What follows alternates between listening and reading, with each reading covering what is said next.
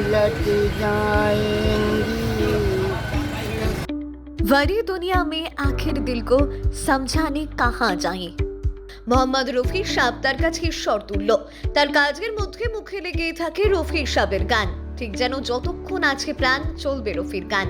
রফি সাহেবের গানটাকে আমার খুব এত ভেতরে লাগে, এত আনন্দ আমি পাই যে ওনার সুরটা মানে সত্যি মনটাকে, মানুষের মনটাকে এত সুন্দর হয়ে যায়, তখন আর দ্বিতীয় অন্য কোনো কথা আর মনে আসে না তখন ওনার গানটাকে নিয়ে। ভগবান বলে মনে করেন? হ্যাঁ, ভগবানও মনে আমার আছে।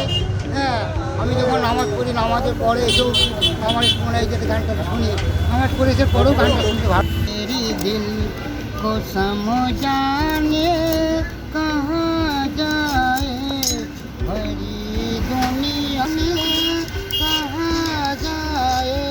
শুনে অবাক হচ্ছেন তো যে কার কথা বলছি?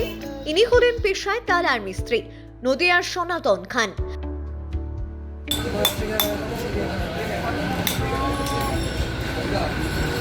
নদিয়ার আঙ্গুরঘাটের বাসিন্দা সনাতন অধিকাংশ সময় কাজ করতে করতে আপন মনে গেয়ে যান রফির গান। কারোর তালা খোলা না গেলে বা চাবি হারিয়ে গেলে কিংবা নতুন চাবি তৈরি করতে হলে সব ক্ষেত্রেই সেই কাজে যেন তাকে শক্তি যোগায় রফির গান। খদ্দেরদের ডাকে গান মুখে নিয়েই তালা সারাতে তিনি পৌঁছে যান রানাঘাট সহ আরো নানা জায়গায়। আমি তালা, চাবি, আলমারি, লকার রিপেয়ার করি এবং নতুন চাবি সেটিং করি। হ্যাঁ, আবার অন্য লকও আমি রিপেয়ার করি, যেরকম অফিসে, তারপরে বিভিন্ন মানে পাবলিক প্রাইভেট লিমিটেড, সরকারি বিভিন্ন জায়গায় আমি আমাকে যখন অফিসাররা ডাকলে পরে তখন আমি গিয়ে কাজটা করি। মানে যে চাবি খুলছে না বা যে তালা হারিয়ে গেছে, ওই জং ধরে পড়ে আছে। দীর্ঘ 40 বছরের কর্মজীবনে আজও ফুটপাতে অস্থায়ী দোকান সনাতনের।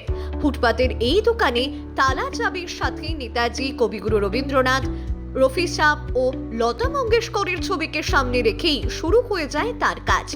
কাজ করতে করতে তার গানই আজও আকৃষ্ট করে যায় পথ চলতি মানুষদের। ছোটোবেলায় পড়াশোনা করার পর বাবা মারা গেল, কিছু পড়াশোনা আমার হলো না। তা বাবা মরে যাওয়ার পর ছোটো ছোটো ভাই, আর্থিক অবস্থা খুবই খারাপ ছিল, যার জন্য আমার ইচ্ছে ছিল আমি ছোটোবেলায় গানের লাইনে যাব, কিন্তু আমার ভাগ্যে অর্থের বইতে আমি গানের লাইনে যেতে পারলাম না। আপনার মানে গান যে ভালো লাগে, সে গানের তো একটা গায়ক, যে গায়ক সে গায়কের গান দেখে তো ভালো লাগে। হ্যাঁ, কাকে ভালো লাগে? আমার ছোটোবেলায় বেশিরভাগ আমি মোহাম্মদ রফি সাহেবের গান আমি যেখানে যা বাজতো আমি সেখানে গিয়ে শুনতাম। আমি একবার রেলের জায়গায় অনেকদিন আগে পড়েছিলাম, সেখানে আমার খুব চলতো না বলে তারপরে আমি আবার মানে একটু মানে মানে ফন্ডে আসলাম, যে দেখে কোথায় বসি, তা ফুটপাতেই এরা সবাই মিলে আমার বললো এখানেই বসো, দোকানদারগুলো। তাই আমি বছর ধরে বসছেন এখানে ধরো প্রায় তাও 10-15 বছর হয়ে গেল।